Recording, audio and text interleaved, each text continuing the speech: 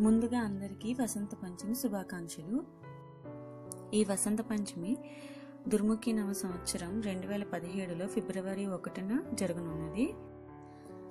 దీన్నే వసంత పంచమి అని, శ్రీ పంచమి అని, మాఘ శుక్ల పంచమి అని లేదా సరస్వతీదేవి పుట్టినరోజుగా కూడా చెప్పబడుతుందండి.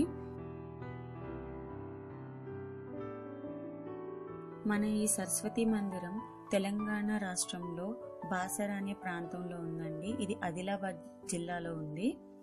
ఈ సరస్వతీదేవి మందిరాలు ప్రాచుర్యం పొందినవి కేవలం 2 ఉన్నాయి మన భారతదేశం మొత్తానికి. ఒకటి జమ్మూ కాశ్మీర్లో ఉన్నది, 2 మన తెలంగాణ జిల్లాలో బాసరలో ఉన్నది.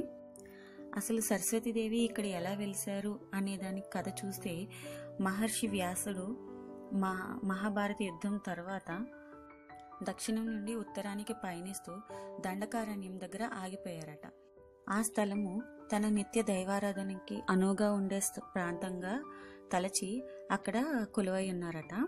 వ్యాస మహర్షి బ్రహ్మ ముహూర్తానికి నిద్రలేచి పవిత్ర గోదావరి నదిలో స్నానమాచరించి ఉదయం నుండి సూర్యాస్తమయం వరకు నిత్యం దైవారాధనలోనే ఉండేవారట.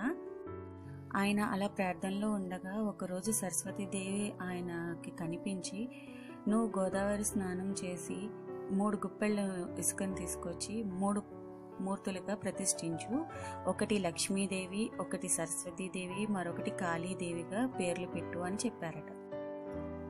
అలా ఆ విధంగా ఈ జ్ఞాన సరస్వతీదేవి ఇక్కడ కొలువై ఉన్నారు. వ్యాస మహర్షి కొలువైన ఈ చోటిని వాసర అని పిలవగా, మరాఠీలు ఎక్కువగా తిరగడం వల్ల దాన్ని బాసరగా పేరు మారినదని వినికిడి. ఈ మందిరాన్ని నిర్మించడానికి వ్యాస మహర్షికి 11వ శతాబ్దం నుంచి 18వ శతాబ్దం వరకు సమయం పట్టిందటండి.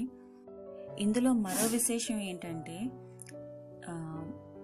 పవిత్రమైన 2 నదులు, అది మంజీరా నది ఒకటి, గోదావరి నది 2, ఈ రెండిటి యొక్క సంగమం దగ్గర ఈ సరస్వతీదేవి ఆలయం నిర్మించబడిందటండి. ఈ సరస్వతీదేవి పుట్టినరోజు మన హిందువులకు చాలా ముఖ్యమైనదిగా చెప్తారండి. ఎందుకంటే సరస్వతీదేవి అంటేనే చదువు, ఉద్యోగం, నృత్యం, సంగీతం ఇలాంటి వాటన్నిటికీ కూడా ఆమె కాబట్టి ఆ రోజు మాత్రం అక్షరాభ్యాసాలు ఇలాంటివి చేయించుకునే వాళ్ళందరూ కూడా సరస్వతీదేవి పుట్టినరోజు నాడే చేసుకుంటారండి. ఇలా చేస్తే ఎటువంటి ఆటంకాలు లేకుండా ఆ తల్లి కటాక్షం దొరుకుతుంది అని ఆశ. ఇంకొక విషయం ఏంటంటే, ఇక్కడ ఇసుకతో చేసిన విగ్రహాలకు ఎప్పుడూ పసుపు పూసి ఉంటుందటండి.